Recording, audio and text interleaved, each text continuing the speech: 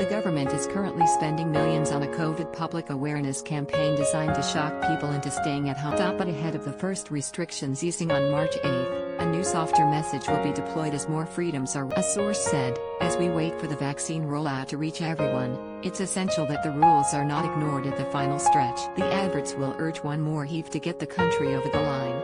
The PM was due to tell fellow world leaders today that we face the tantalizing prospect of a return to normality, but the mistakes of the COVID pandemic must never be allowed to happen. He will use this year's presidency of the G7, the annual gathering of Canada, France, Germany, Italy, Japan, the UK and US, to begin work on an international pandemic early warning system to stop any future virus from crippling the planet. At his first virtual meeting in charge, the PM will say, the development of viable coronavirus vaccines offers the tantalizing prospect of a return to normality, but we must not rest on our laurels. As leaders of the G7 we must say today, never again. He will urge the group to back an ambitious target of supporting the development of vaccines for emerging diseases in 100 days in future, a third of the time it took to successfully develop the Pfizer-BioNTech jab. And he wants funding to increase for COVAX, the vaccine drive for poor countries. Last night, he pledged to donate the majority of surplus coronavirus vaccines to poor. The Sun says COVID cases are back down to where they were before the second wave of the pandemic and still fall. We are tantalizingly close to a return to normality,